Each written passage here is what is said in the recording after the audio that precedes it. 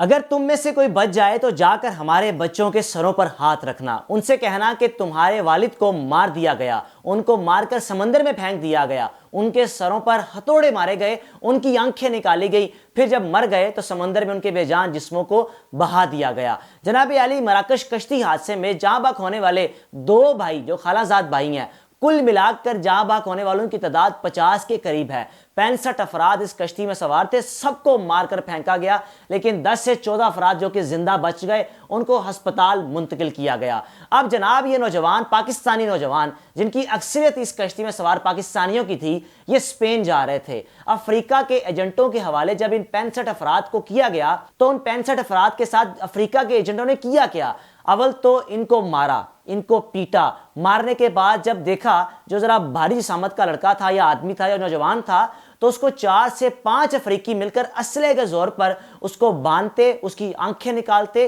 آنکھیں نکالنے کے بعد اس کے جسم پر زخموں کے نشان ڈالنے کے بعد، یعنی مارنے کے بعد مکمل طور پر پانی میں بہا دیتے۔ اب یہ دو خالہ زاد بھائی جو کہ مرنے والوں میں شامل ہیں، ان کے الفاظ آخری جو کہ سوشل میڈیا پر وائرل ہو رہے ہیں، ایک کا نام عاقب ہے، ایک کا نام عاطف ہے۔ عاطف اور عاقب دونوں کے الفاظ ہیں کہ ہمارے بچوں سے معافی بھی مانگنا، بچوں سے کہنا کہ آپ لوگوں کے مستقبل کے لیے آپ کے والد نے جو سٹیپ تو اٹھا لیا لیکن کامیاب ہونے میں ناکام ہو گئے۔ ہمارے بچوں سے کہنا کہ پاکستان میں رہیں، تعلیم حاصل کریں، آگے بڑھیں، لیکن کبھی بھی ڈنکی لگا کر انلیگل طور پر یورپ جانے کی کوشش نہ کریں۔ جناب علی، پہلے پہل تو پتہ چلتا تھا کہ حادثہ ہوا، کشتی ڈوب گئی تو کشتی پانی میں بہہ گئی، سارے افراد پانی میں بہہ گئے، ایسا بالکل بھی نہیں ہے۔ اب جو مراکش میں ہوا ہے، ان پاکستانیوں کو باقاعدہ مارا گیا۔ جو بچہ شخص جس کا نام میر علی ہے، اس نے کہا کہ 13 دن تک یہ جنگ چلتی رہی، یعنی 13 دن تک جیسے ہمیں جنوبی افریقہ کے ایجنٹس کے حوالے کیا گیا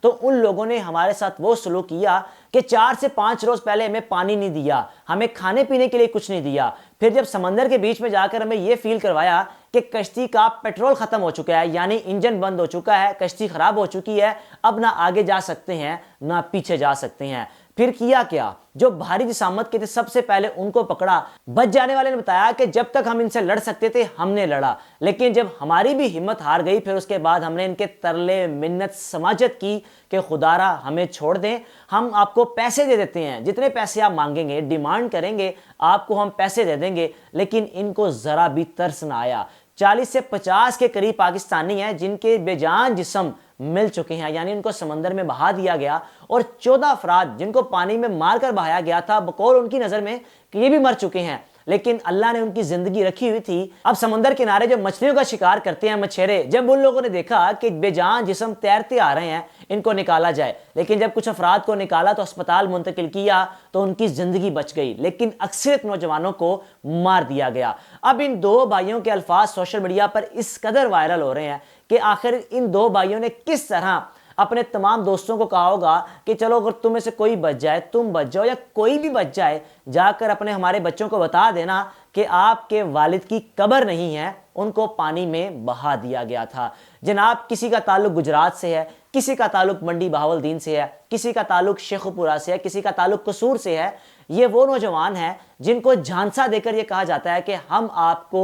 بائی ایئر لے کر جائیں گے، لیکن آدھا راستہ تو بائی ایئر طے کروایا جاتا ہے، لیکن آدھے راستے میں کشتی کے ذریعے ان کو لے کر جاتے ہیں، اور جب کشتی کے ذریعے لے کر جاتے ہیں تو نوجوان بے بس ہوتے ہیں کہ جن کو کہہ کر کچھ لایا جاتا ہے، لیکن آگے جب دیکھتے ہیں تو نہ پیچھے کا راستہ اب جو ہے وہ آگے ہی ہے۔ اللہ تعالیٰ ان نوجوانوں کے گھر والوں کو صبر دے، جن کے نقطے جگر، جن کی نوجوان اولادیں اس مراکش کشتی حادثے میں اللہ کو پیارے ہو گئے۔ اب جناب، جو دو خالہ زاد بھائی ہیں، ان کے ماموں آ کر کہہ رہے کہ خدا را اپنے بچوں کو ڈنکی لگا کر، یا آپ کے بچوں کو اگر آپ باہر بیچ بھی رہے ہیں تو کسی ایسے ایجنٹ کو تلاش کریں جس ایجنٹ پر لوگوں کو اعتماد ہو۔ ایسا نہیں کہ گاؤں دیہات میں کوئی بھی شخص آ کر اپنا ٹریول ایجنٹ کا دفتر بنا لے اور ایک آدھا گاؤں اٹھ کر جا کر کہہ دے کہ ہمارے بچوں کو یورپ بھیج دیں۔ وہ آپ سے لاکھوں ریسیو کرنے کے بعد آپ کے بچوں کو آدھا راستہ تو یورپ پہنچا دے گا، اس کے بعد آپ سے رابطہ منقطع کر کے پھر ایجنٹس کے حوالے کر دے گا، اور وہ آپ سے مزید پیسوں کی ڈیمانڈ کریں گے۔ اس حادثے میں ایک 16 سال کا نوجوان بھی اللہ کو پیارا ہوا، 18 سال کا نوجوان، 22 سال، 20 سال، 25 سال، 30 سال، یہ وہ نوجوان ہیں جو خواب لے کر یورپ جا رہے تھے۔ حتیٰ کہ جس شخص کے یہ الفاظ وائرل ہو رہے ہیں، جس نے کہا کہ ہمارے بچوں کے سروں پر جا کر ہاتھ رکھنا، باقاعدہ طور پر دبئی میں ٹرانسپورٹ کا کام تھا، لیکن خواب تھا کہ یورپ جائیں گے، دن جلدی بدل جائیں گے۔ اپنی رائے کا لازمی اظہار کیجیے گا کہ یہ کون لوگ ہیں جو ان لوگوں کو جھانسے میں لا کر یعنی کہ لالچ میں لا کر یورپ کے راستے تو لے جاتے ہیں، لیکن آدھے راستے میں جا کر باقاعدہ مزید پیسوں کی ڈیمانڈ کرتے ہیں، اور اگر کوئی پیسے نہ ادا کر پائے تو پھر ان کے ساتھ وہ سلوک کرتے ہیں جو سلوک ان 44 سے 50 پاکستانیوں کے ساتھ کیا گیا کہ ان کی آنکھیں نکال دی گئیں، ان کے سروں پر ہتھوڑے مارے گئے، کس قدر شدید زخمی کرنے کے بعد ان کے بے جان جسموں کو سمندر میں بہا دیا۔ اپنے میزبان کو اجازت دیجیے، اللہ حافظ۔